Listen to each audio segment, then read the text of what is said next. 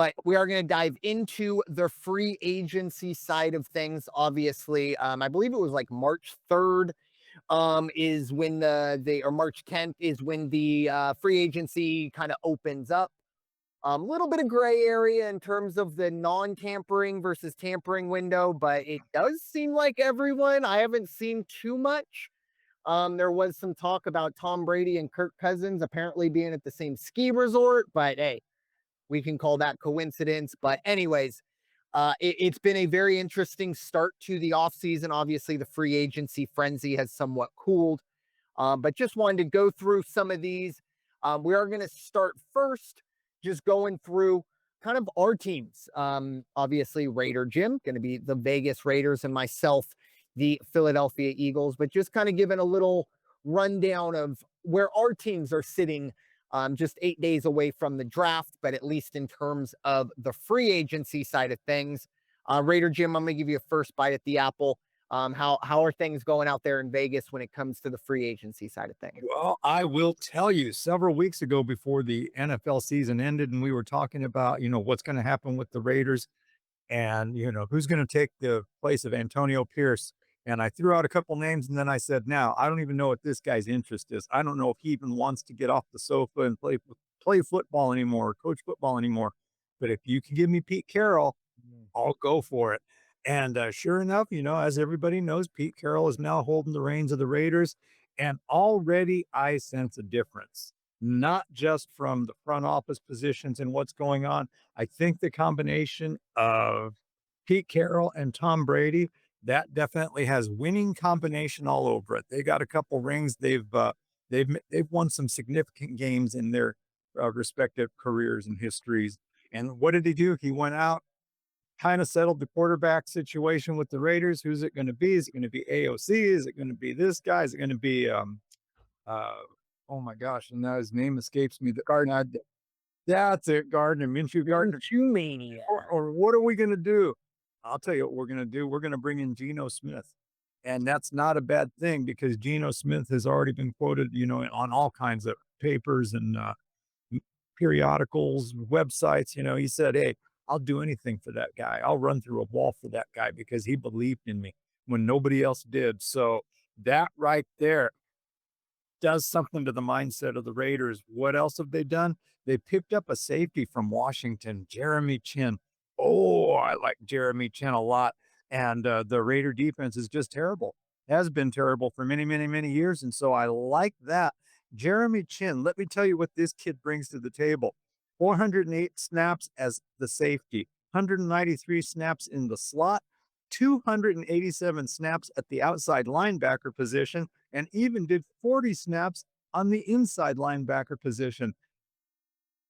Divine Diablo was good. Spillane was good, and you hated to see him go. But I'll tell you what, they just filled in some gaps right there.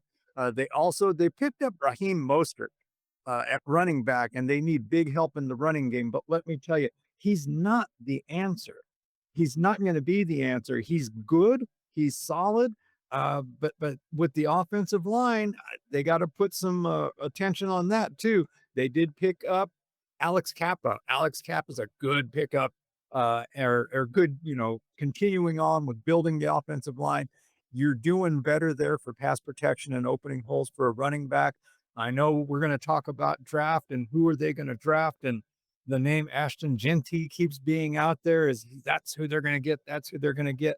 Well, I'll give you my opinion on that in a little bit. But overall, I think the Raiders and the free agency things, other names, Eric Stokes, Adam Butler, they were out there as well that they picked up. And I just like the direction they're going. If they can solidify the defense a little bit and get a healthy offensive line, I think good things can happen in Las Vegas.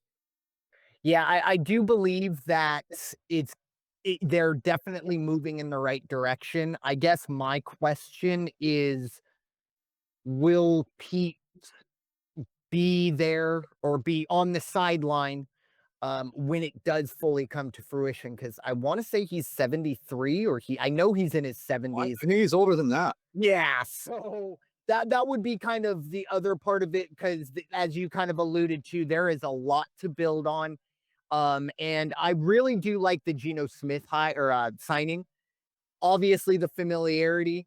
If anybody's got the most out of Geno Smith, I think it has to be Pete Carroll.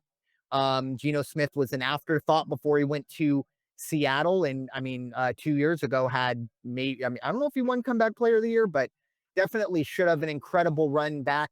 And obviously, you mentioned Brady being there.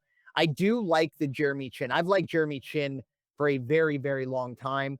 And mainly just I'm happy not only for y'all, but also to get him out of that division. Get him But out of yeah, yeah. Now once every 4 years, great. Of course, we are playing the Raiders this year, so we are still gonna he is still gonna be in our stratosphere. But even the Mostert deal, I agree with you. I do think it's a lot of these, maybe not so much Chin, but a lot of these I think can be considered stopgaps.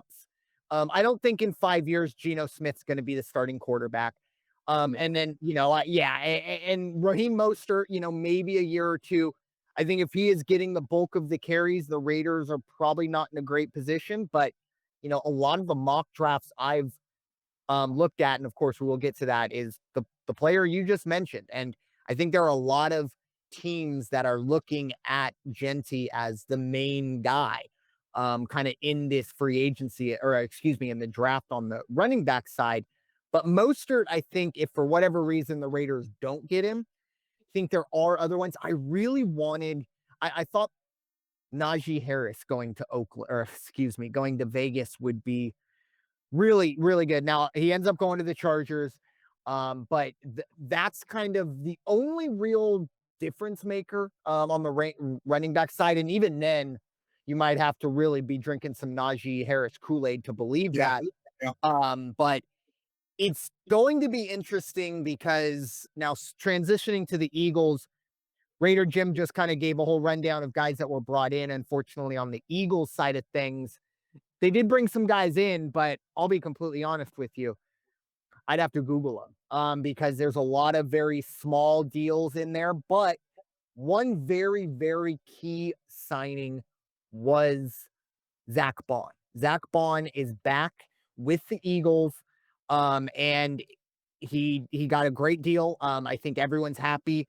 The Eagles also re-signed or extended or kind of I'm not sure how they did it with Saquon, but they essentially paid him because they looked and they said we should not. It's not great for Saquon Barkley to be. I think he would be the 34th highest paid wide receiver if he went on his I think $12 million a year contract. Eagles didn't have to do that, but again, I think that shows the organization showing to everyone that hey, if you come here and you perform, we're willing to pay. And Zach Baun was one of those guys this time last year. I would have had to Google. I was not familiar with Zach Baun's game, and now I very much am. So obviously, losing Josh Sweat, losing Milton Williams, losing Mekhi Becton, those are three big time starters that you did lose. Now, the good part of it is, at least on the defensive side of things, obviously, the kind of resurgence, or